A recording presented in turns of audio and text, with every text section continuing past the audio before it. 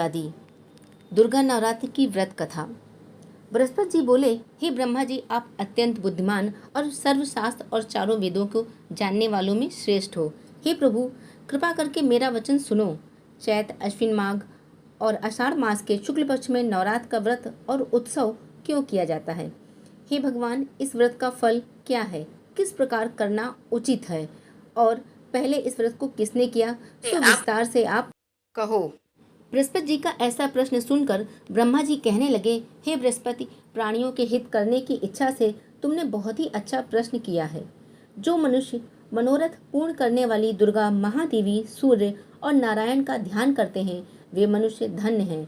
यह नवरात्र व्रत संपूर्ण कामनाओं को पूर्ण करने वाला है।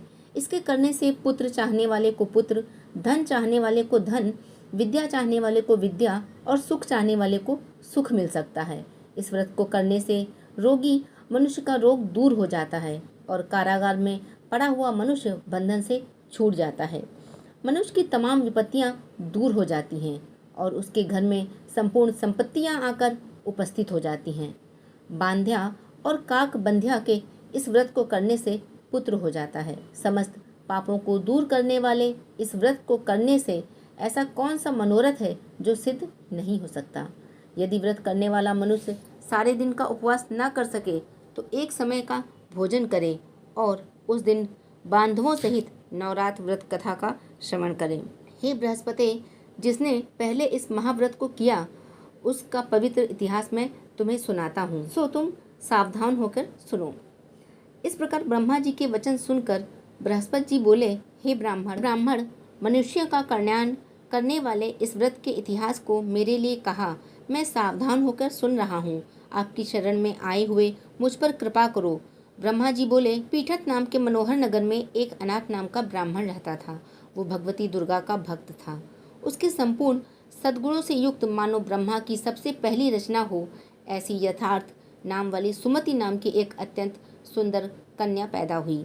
वह कन्या सुमति अपने घर के बालकपन में ही अपनी सहेलियों के साथ कीड़ा करती हुई इस प्रकार बढ़ने लगी जैसे शुक्ल पक्ष में चंद्रमा की कला बढ़ती है। उसका पिता प्रतिदिन दुर्गा की पूजा और होम किया करता था। उस समय वह भी नियम से उपस्थित होती थी। एक दिन वह सुमति अपनी सखियों के साथ खेलने लग गई और भगवती के पूजन में उपस्थित नहीं हुई। उसके पिता को पुत्री की ऐसी असावधानी देखकर क्रोध आया और पुत्री से कहने लगा कि हे दुष्ट पुत्री, आज प्रभात से तुमने भगवती का पूजन नहीं किया।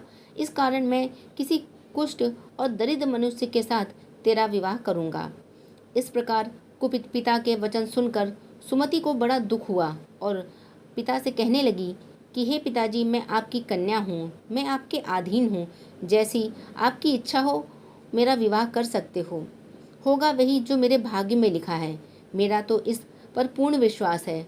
मनुष्य न जाने कितने मनोरथ का चिंतन करता है, पर होता वही है जो भाग्य में विधाता ने लिखा है। जो जैसा करता है उसको फल भी उस कर्म के अनुसार ही मिलता है, क्योंकि कर्म करना मनुष्य के अधीन है पर फल देव के अधीन है।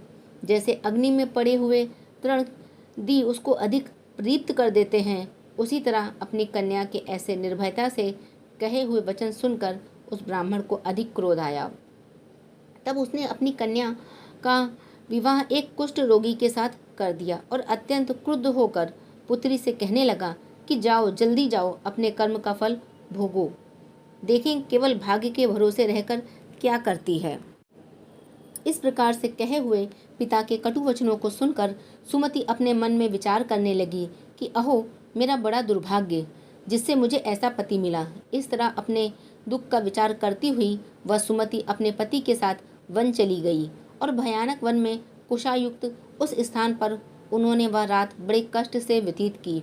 उस गरीब बालिका की ऐसी दशा देखकर भगवती पूर्ण पुण्य के प्रभाव से प्रकट होकर सुमति से कहने लगी कि हे ब्राह्मणी, मैं तुम पर प्रसन्न हूँ। तुम जो चाहो वरदान मांग सकती हो। मैं प्रसन्न होने पर मनोवांछित फल देने वाली हूँ। इस प्रकार भगवती दुर्गा का वचन सुनकर ब्राह्मणी कहने लगी कि आप कौन हैं जो मुझ पर आप प्रसन्न हुई हैं? यह सब मेरे लिए कहा और अपनी कृपा दृष्टि मुझ दासी को कृतार्थ करो। ऐसी ब्राह्मणी की वचन सुनकर देवी कहने लगी, मैं आदि शक्ति हूँ और मैं ही ब्रह्मा, विद्या और सरस्वती हूँ। मैं प्रसन्न होने पर प्राणियों को दुख दूर कर उसको सुख प्रदान करती हूँ। हे ब्राह्मणी, मैं तुम पर तेरे पूर्व जन्म के पुण्य के प्रभाव से प्रसन्न हूँ। तुम्हारे पूर्व जन्म के वृतांत सुनाती हूँ, सुनो। तू पूर्व जन्म में निषाद भील की स्त्री थी और अति पतिव्रता थी। एक दिन तेरे पति निषाद ने चोरी की और चोरी के कारण तुम दोनों को सिपाहियों ने पकड़ लिया और ले जाकर जेल खाने में कैद कर दिया। उन लोगों ने तेरे को और तेरे पति को भोजन भी नहीं दिया। इस प्रकार नवरात्र के दिनों में तुमने ना तो कुछ खाया और ना ही जल पिया, इसलिए 9 दिनों तक नवरात्र का व्रत हो गया। हे ब्राह्मणी, उन दिनों में जो व्रत हुआ उस व्रत के प्रभाव से प्रसन्न होकर तुम्हें मनवांछित फल वस्तु दे रही हूँ। तुम्हारी जो भी इच्छा हो सो मांग लो। इस प्रकार दुर्गा के कहे वचन सुनकर ब्रह्मणी बोली कि अगर आप मुझ पर प्रसन्न हैं तो हे दुर्गे, आपको प्रणाम करती हूँ। कृपा करके मेरे पति के कोढ़ को दूर करो। देवी कहने लगी कि उन दिनों में जो तुमने व्रत किया था उस व्रत के एक दिन का पुण्य अपने पति का कोढ़ दूर करने हेतु अर्पण करो। मेरे प्रभाव से तेरा पति कोढ़ से रहित और सोने के समान शरीर वाला हो जाएगा।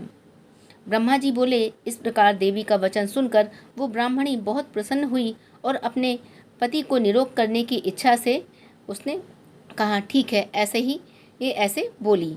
तब तक उसके पति का शरीर भगवती दुर्गा की कृपा से कुष्ठहीन होकर अति कांति युक्त हो गया, जिसकी कांति के सामने चंद्रमा की कांति भी क्षीण हो जाती थी।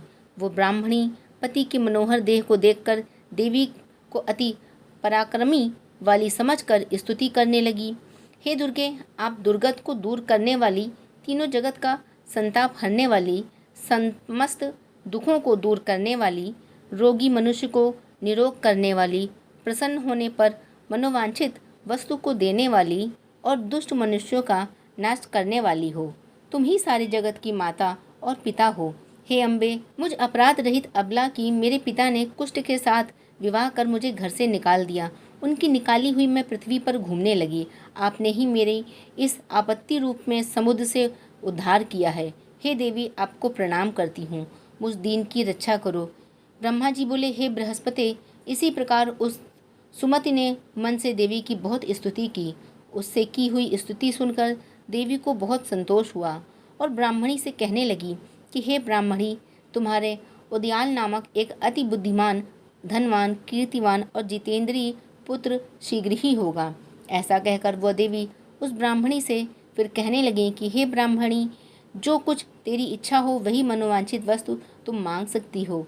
ऐसा भगवती दुर्गा का वचन सुनकर सुमति बोली, हे भगवती दुर्गे, आप मुझ पर प्रसन्न हैं तो कृपा करके मुझे नवरात्रि विधि बताइए।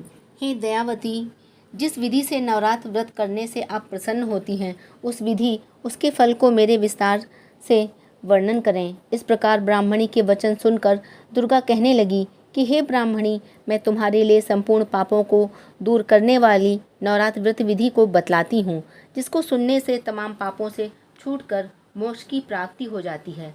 अश्विन मास के शुक्ल पक्ष की प्रतिपदा से लेकर 9 दिनों तक विधि पूर्वक व्रत करें। यदि दिन भर व्रत न कर सकें तो एक समय का भोजन करें। पढ़े लिखे ब्राह्मणों से पूछकर घट स्थापित करें और वाटिका बनाकर उसको प्रतिदिन जल से सींचें। महाकाली, महालक्ष्मी, महासरस्वती की मूर्तियां बनाकर उसकी नित्य विधि सहित पूजा करें और पुष्पों से विधि पूर्वक अर्घ्य दें। बिजौरा के फूल से अर्घ्य देने से रूप की प्राप्ति होती है और जायफल से कीर्ति, दाख से कार्य की सिद्धि होती है।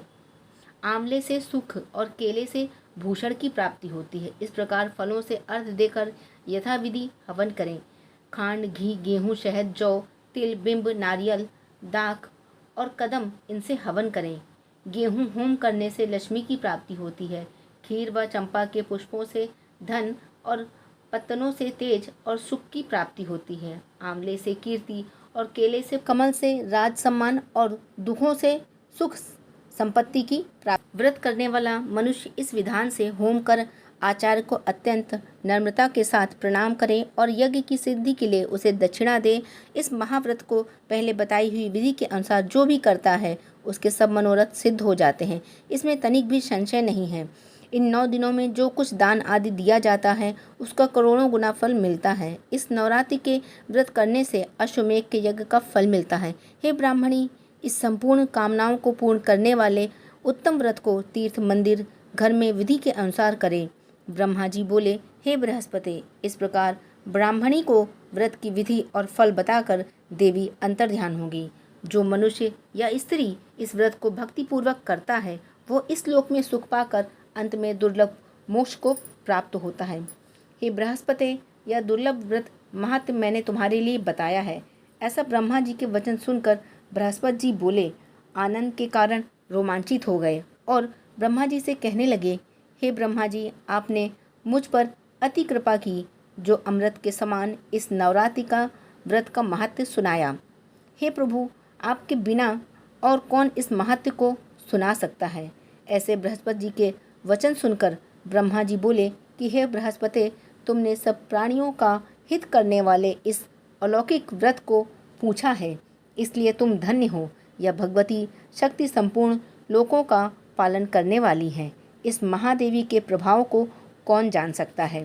तो दोस्तों, उम्मीद करते हैं कि देवी माता आपकी सभी मनोकामनाएं पूर्ण करें और आपको ये वीडियो अच्छा लगा हो तो कमेंट सेक्शन में जय माता दी ज़रूर लिखें।